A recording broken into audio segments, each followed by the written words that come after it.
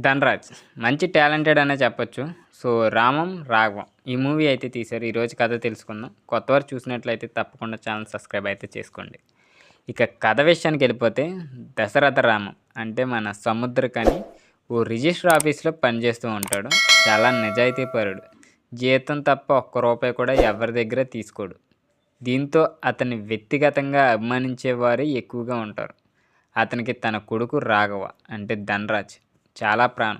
కానీ రాఘవకి చదువు అబ్బదు. ఏ పని చేయకుండా గాలి తిరుగుతూ ఉంటాడు. మద్యం, జూదానికైతే బానిస అయిపోతాడు. షార్ట్ కట్లో ఎక్కువ డబ్బులు సంపాదించాలనేదే అతని తాపత్రయం. దీంతో ఒక్కసారి తండ్రి సంతకాన్ని కూడా ఫోర్జరీ చేసి దొరికిపోతాడు. దీంతో రామం కొడుకు అనే కనికరం లేకుండా పోలీసులకి అప్పగిస్తాడు. తర్వాత రాఘవ తండ్రిపై కోపం, పగ పెంచుకుంటాడు. తర్వాత అతని స్నేహితుడు లారీ డ్రైవర్ అయినటువంటి దేవ ఇతనితో కలిసి తన తండ్రిని చంపాలని అయితే చూస్తాడు. దానివల్ల రామం ఉద్యోగం అతనికి వస్తుంది. ఇన్సూరెన్స్ డబ్బులతో కోటీశ్వరుడు అయిపోతాడు అనేది రాఘవ ప్లాన్. ఈ క్రమంలో అతను చేసిన ఘోరాలు ఏంటి, చివరికి అతను మారాడా లేదా అనేదే మిగిలిన కథ. సో, ఈ మూవీలో కొడుగ్గా జులాయిగా తిరగడం, అతని తనని ద్వేషించడం వంటి లైన్తో చాలా సినిమాలు వచ్చాయి. గౌతమ్ ఎస్ఎస్సి నుండి రఘువరన్ బీటెక్ వరకు అదే లైన్లో ఈ సినిమాలు చూసాం. కానీ రామం రాఘవం ఫస్ట్ హాఫ్ చూస్తే ఇది రొటీన్ సినిమానే కదా అనే ఫీలింగ్ వస్తుంది. అందుకే సెకండ్ హాఫ్ను కూడా ఎవరు ఊహించని ట్విస్టులతో మెస్మరైజ్ చేసే డైరెక్టర్.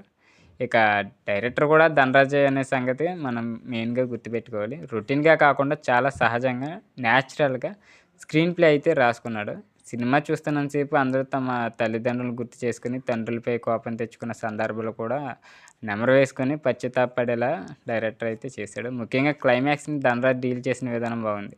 అక్కడ అందరూ కన్నీళ్ళు పెట్టుకోవడం ఖాయం. టెక్నికల్గా కూడా ఈ సినిమా పర్వాలేదు.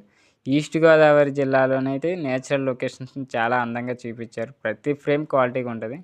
ఇక యాక్టర్స్ విషయానికి వస్తే ధనరాజ్ బాగా చేశాడు. కానీ అతను ప్లేస్లో ఇంకో హీరో ఉంటే బాగుండు అనిపిస్తుంది అతని ప్లేస్లో అయితే. ఎందుకంటే విమానం సినిమాలో సముద్రకని, ధనరాజ్ కలిసి ఒకే ఏజ్ గ్రూప్ వల్ల నటించారు.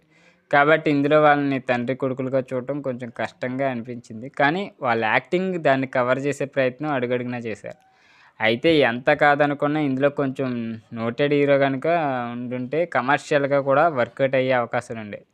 ఇక హరీష్ ఉత్తమన్ కూడా మంచి క్యారెక్టర్ అయితే వచ్చింది. సో, అతను కూడా బాగానే చేశాడు. తల్లిగా ప్రమోదిని కూడా క్లైమాక్స్లో మెప్పించింది. హీరోయిన్ మోక్షకి అయితే చెప్పుకోదగ్గ క్యారెక్టర్ కాదు ఇది. మిగతా ఎవరన్నా ఉంటే వాళ్ళు ఓకే. సినిమా మాత్రం సెకండ్ హాఫ్ మంచి చూడదగ్గ సినిమా.